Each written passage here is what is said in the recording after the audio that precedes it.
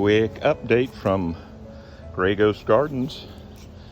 Things are looking really good. My potato buckets there in the back look marvelous so far. My carrots are doing great. Hopefully not too much longer on those. A few more weeks if we can stay lucky with a little bit cooler weather. But even the potatoes that I planted late, because I got the seed late, are doing good. I come over here, and again you can tell which potatoes I got the latest. Look at all that over there. Look at how fantastic those are growing. The one bucket over there, the tops are starting to get too heavy. I'm going to have to tie them up somehow, but I've got plenty of wire that I can rig something to help support. But I mean, again, some of the little ones here and here, I still need to put one more dose of soil in there, because those are butterball indeterminate, and I'm going to give them one more shot of soil. This one, a couple of them got a little too high. This one got away from me. I've just been busy, but everything else is just going gangbusters and looks so healthy. Again, this one here, the weight of it and the wind that we've had lately, it's fallen down, and so I've got to, and then same thing here with this one. But these, the bucket there where it's starting and the bucket here, these are the two that are probably were the first in the ground. So they've been growing the longest. They still haven't flowered, which is what they need to do. But still, I think I just need to tie these up. They're getting plenty of water. They're wet, but not too wet.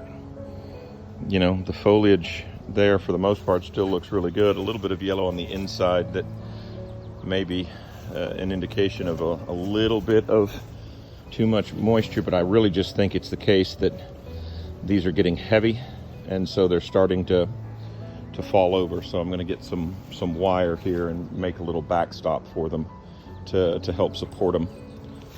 Onions, especially the sets, are still looking really good. The starts are looking good. The sets, they're just kind of doing. Most of my tomatoes are doing nicely. I wish they were a little further along than they are right now. And I got these two little munchkins over here. It was actually two plants in one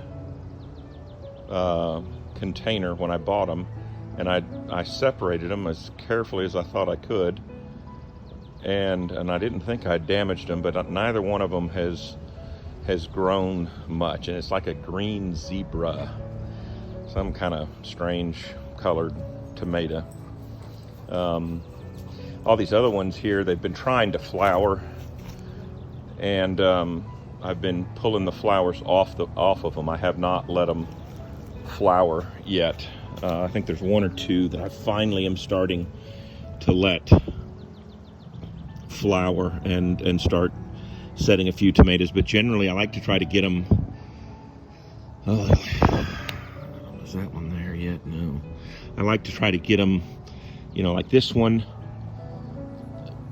is just about tall enough, and you know, by not letting them flower and not letting them, you know, by keeping them pruned here, I'm trying to get a thicker, heavier main vine going on these things. And so then you can see too the way that I just trellis them, you know, gently wrap them around the twine, and they will, at least in my experience, keep growing. I've got few sunflowers that have popped up. I think the squirrels got my first round of sunflowers, so I'm going to have to replant some of those. Some green beans that I'm a little bit late with, but these are just bush style green beans if I can get them to fill in there between the tomato plants.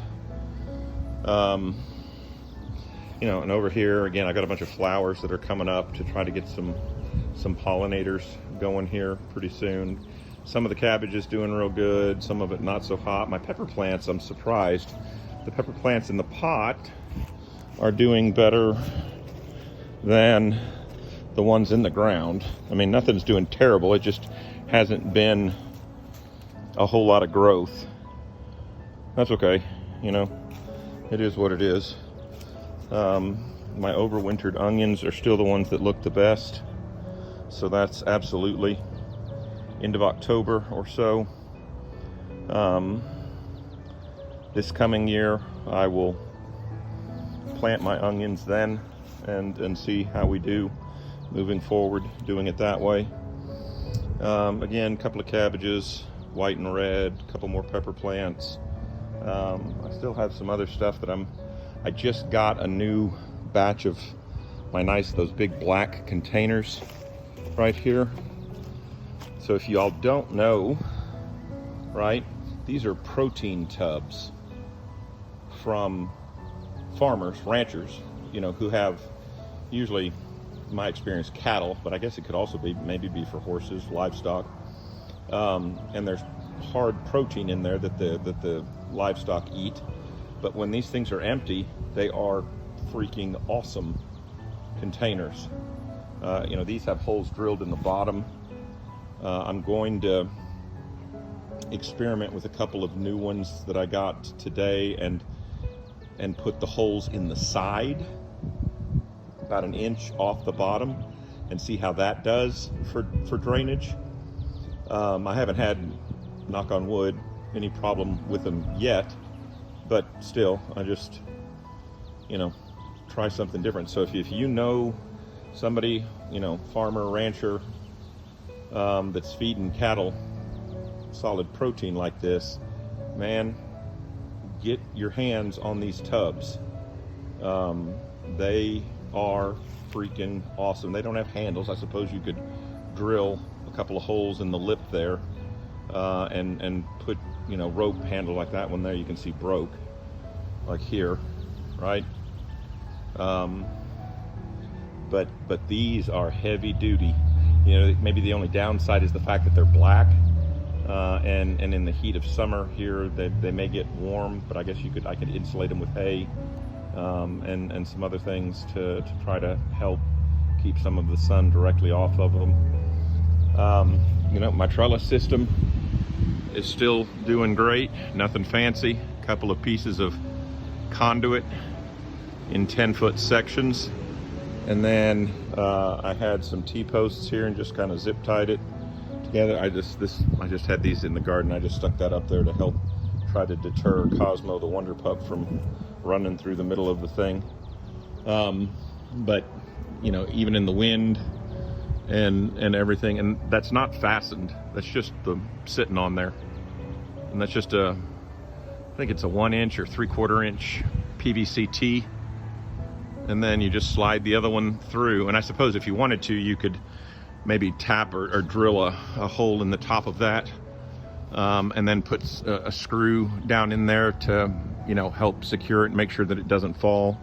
But we've had some crazy winds, and it's all survived so far.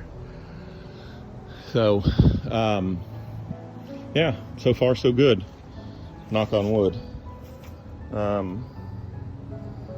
Getting a couple of flowers, or a flower there on that pepper. So I got a thin here on my basil. It's doing really nice. I should have done an unboxing, but I didn't. I just got my peanuts, and I am going to try to do peanuts. So I think that is super cool. We have enough heat and sun here that I'm gonna do peanuts. Let me go get the packages and I'll show you what I have. So here's Wonder Pup. He just ate dinner and he's wanting to play. He doesn't understand why I'm sitting down. But I want to show you these real quick. So I got these. There's, you know, all kinds of places where you can find peanuts to grow. Don't buy them in the grocery store because they've been boiled or salted or already roasted, and that won't do anything for you. You need to buy seed peanut. But I'm going to try 3 different peanuts, and I got these from Southern Exposure Seed Exchange. This Tennessee Red Valencia, that's kind of your typical big, normal, you know, what most people identify or know as a peanut. All right, and I'm going to grow these in tubs, so I'll make a video about getting these sprouted and planted, and that's kind of my project for the Easter weekend, because we're rolling up here on Good Friday in a few, you know, it's Monday, the 11th maybe, April 11th, and so rolling up on Good Friday, and my goal this weekend is to get these peanuts in the ground and to get my watermelon in the ground. But anyways, so Southern Seed Exchange, they had some really cool stuff. I just found them through a web search. I'm not getting anything out of this, but so I have this Tennessee Red. Then I couldn't resist trying this. This is a black peanut. I don't know if it's gonna be any good or not, but how could you resist something like that? Trying that. Everything I've seen so far, it seems like it grows pretty well, pretty easy. So I'm looking forward to giving that one a whirl. And then peanuts, if you don't know, there's a nice picture of Cosmo's rear. Peanuts, if you don't know, are from South America originally, and they grow wild in the jungle. And this is what you would typically find. These peanuts, these nuts, they are actually striped.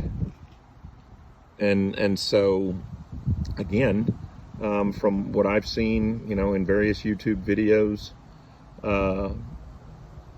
they will grow here where I live in Cypress, Texas. 9A is, if I'm not mistaken, zone 9 anyways, whether you're going to micromanage it down to A or B, but zone 9 one way or the other. So I am really excited about that. Of course, I also got a few other goodies from them. I've already got Sugar Baby watermelon that's, you know, sprouted and up and actually needs to get into the ground. It's getting unhappy in the little container that it's in right now. But how can you resist other icebox sized watermelons?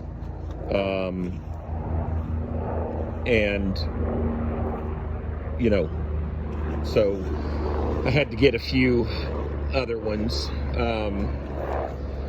So here I have again, from Southern Exposure Seed Exchange, Golden Midget.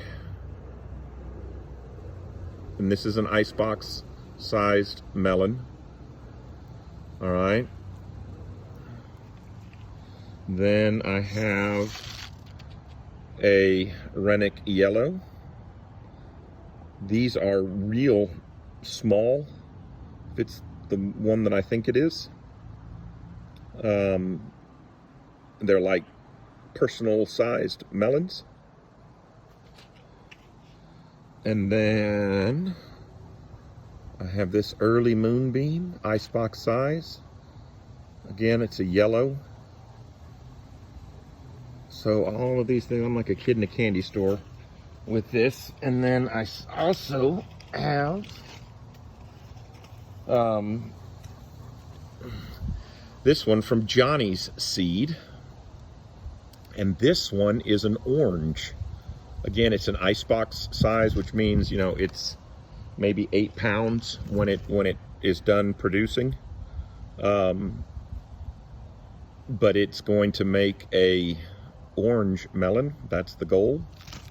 So, you know, here's all the stuff on the back about it.